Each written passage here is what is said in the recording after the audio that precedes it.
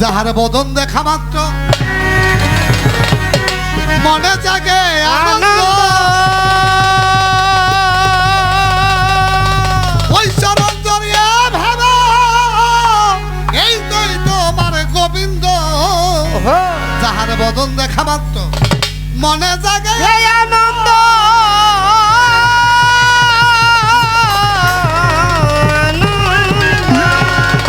ওই চরণ জড়িয়ে ভেবে এই তো স্বয়ং গোবিন্দ। ইয়া প্রতি অঙ্গে প্রতি অঙ্গ পরকালাই চন্দ্রের সঙ্গ। ওরে প্রতি অঙ্গে প্রতি অঙ্গ হরিয় কালাই চন্দ্রের সঙ্গ। প্রতি অঙ্গে প্রতি অঙ্গে প্রতি অঙ্গ কর কদম বাবার সঙ্গ। উথলিবে প্রেম তরঙ্গ, উথলিবে প্রেম তরঙ্গ, উথলিবে প্রেম তরঙ্গ। জানো না রে ও ভক্তগণ, সে গুরু ভজন হবে। জানো না রে ও ভক্তগণ, ওরে তার সনে নাই প্রেম প্রীতি যার সনে নাই, যার সনে নাই প্রেম প্রীতি তার পূজায় কে বলবো শিবে। জানো না রে ও ভক্ত মন, কিসে গুরুর ভজন হবে। জানো না রে ও ভক্ত মন। যাহার বদন দেখা মাত্র মনে জাগে আনন্দ,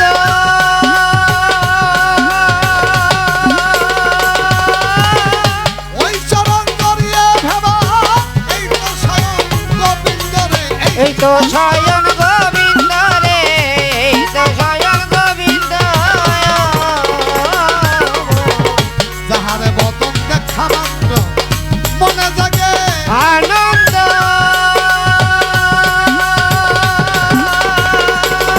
আমার কালাই চন্দ্রে জড়িয়ে ভেবা এই তো স্বয়ং গোবিন্দ রে। এই তো স্বয়ং গোবিন্দ রে, এই তো স্বয়ং গোবিন্দ। ইয়া প্রতি অঙ্গে প্রতি অঙ্গ করিয়া গোবিন্দের সঙ্গ। ওরে প্রতি অঙ্গে প্রতি অঙ্গ হরিয় গোবিন্দের সঙ্গ। প্রতি অঙ্গে প্রতি অঙ্গে প্রতি অঙ্গ কর কদম বাবার সঙ্গ। উথলিবে প্রেম তরঙ্গ, উথলিবে প্রেম তরঙ্গ, উথলিবে প্রেমের তরঙ্গ। এই জানো না রে ও ভক্ত মন, সে গুরুর ভজন হবে। জানো না রে ও ভক্ত মন, ওরে যার সনে নাই প্রেম প্রীতি যার সনে নাই, যার সনে নাই প্রেম প্রীতি তার পূজায় কে বলবো শিবে। জানো না রে ও ভক্ত মন, কিসে গুরুর ভজন হবে। জানো না রে ও ভক্ত মন। প্রেম সোহাগের কাছে জানো কিয়া কিংবা প্রিয়জন,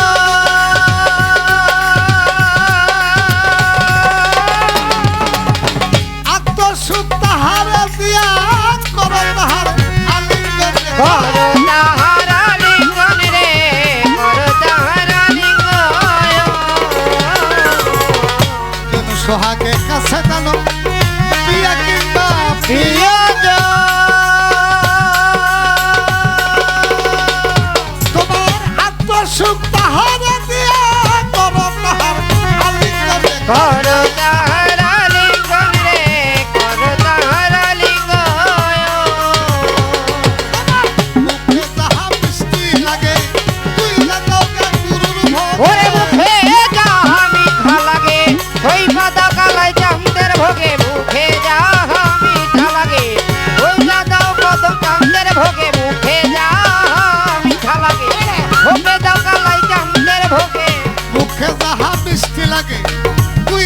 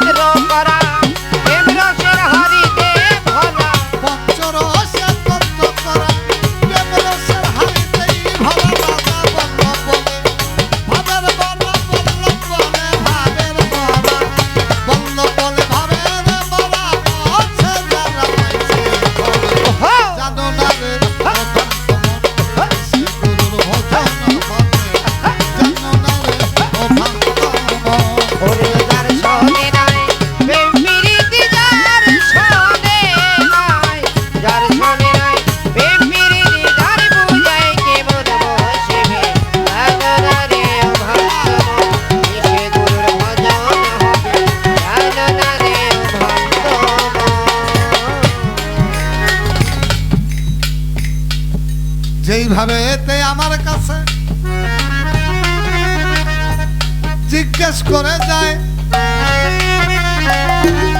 আমি বলবো কথা ধীরে ধীরে দাঁড়াইয়া সবাই ধন্যবাদের পূর্ণ ব্যক্তি ধন্যবাদ দেই তারে যেইভাবে তুই আমার কাছে জিজ্ঞাসা করে।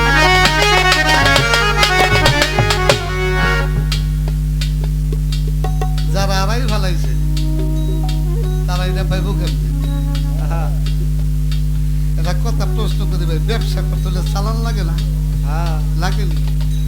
চালান ছাড়া ব্যবসা হয় না, হলো তো একটা দুইটা লাগে, কি লাগে না? আর যারা আড়াই লাইছে চালান নাই, এবারে ব্যবসাটা কেমনে করবো আমার বুঝা।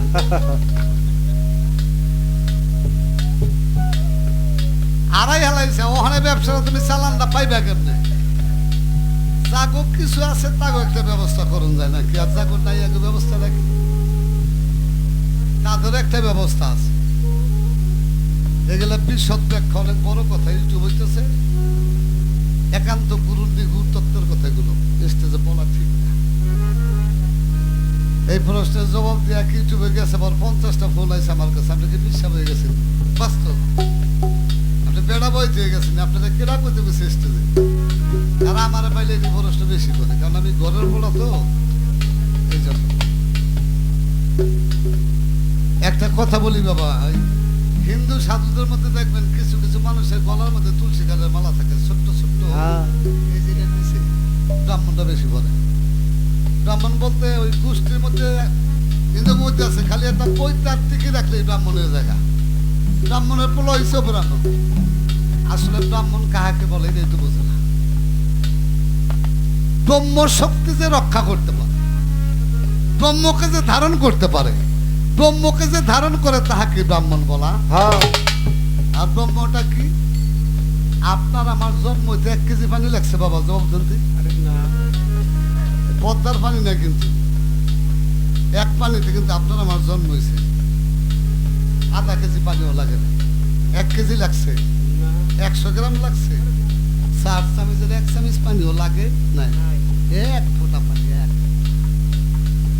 এক ফোঁটা পানিতে এত বড় একটা হেমায়েত সরকার একটা জান্নাত বইতেছি আল্লাহ 1 ফোঁটা পানির মধ্যে রাখছে।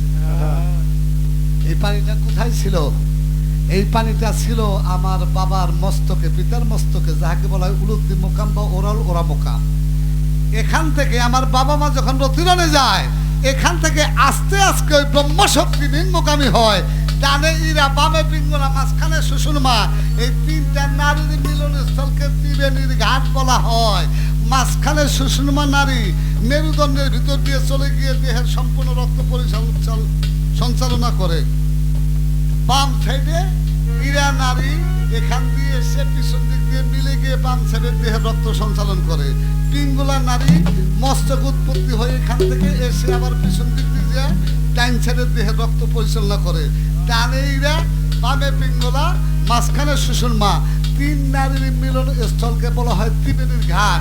আমার বাবা মা যখন রতিরণে যায়, ওই ঘাটে গেলে এখান থেকে ব্রহ্মশক্তি আস্তে আস্তে সুষুম্নার ভিতর দিয়া নিম্নগামী হইতে থাকে।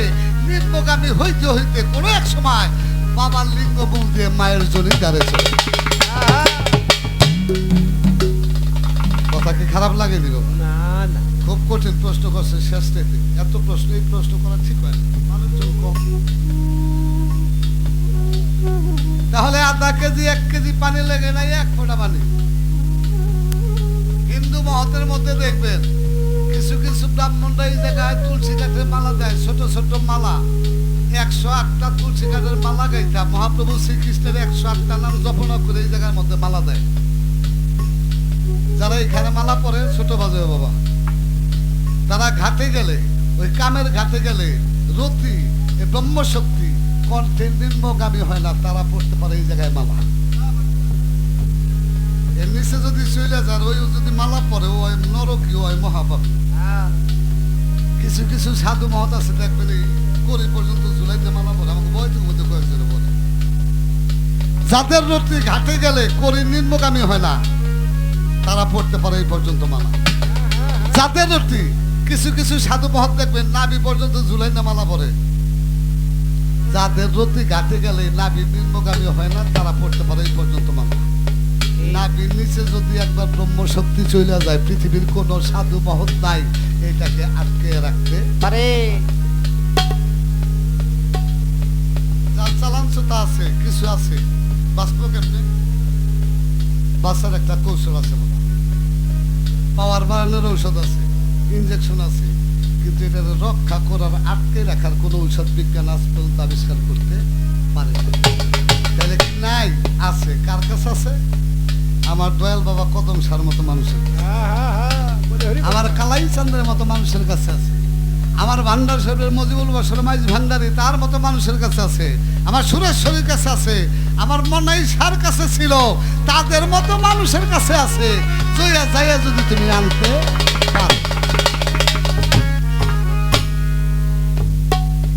এই আমাকে 500 দিয়ে যখন রাস্তা হয়েছে না বিশ্বরোড হয়েছে ফরিদপুর গানে যেতেছি রাস্তা কাইটা বিশাল করছে তো পড়তো দুই পাশে ছিল বড় বড় করই গাছ আসলো মেহগনি গাছ আসলো রাস্তায় আসল না কাইটা থুইছে এক একটা গোড়া এমন মোড়া গাছের গোড়া এ যদি মানুষে খুঁজতে উড়াইতো তাই উড়াইতে 2000 মানুষ পারতো না একটা খুঁজতে উড়াইতে। আমি একদিন ফরিদপুর গানে যেতেছি এই মানুষের ভিড় আজকে তো ভিড় কে কয় বইতো না গাছের গোড়া উড়াই গাছের গোড়া উড়াই কেমনি কয় একটা মেশিন এসে মেশিনে গাছের গোড়া উড়াই মেশিনে গাছের গোড়া উড়াই। পরে যেয়ে দেখি দূরের থেকে দেখতেছি গাড়িতে নেই না একটা মেশিন যে এমনি খাবার জানলাম কেম করে বড় মেশিন দেয় দইরা বেকুর মতো দুই পাশে দইরা এমনি দুইটা জাকি দেয় দুইটা তিনটা জাকি দিয়া আস্তে করে একটা সুইচ টিপে টাইম না পর পরে 100 মিনিট 200 মিনিট যেটা 2000 মানুষে পারতো না মেশিনটা 1 লাখ টাইম উড়িয়ে গেল গাছের গোড়া উড়ে ভিক্ষা ফেলাই দিল আপনি খাইছে আমার এত বড় শক্তি। আমি বইতে মানুষ আমি চিন্তা করি এত পাওয়ার ডায়লগ করতো মেশিনটা বেশি বড় দেওয়া যায় না।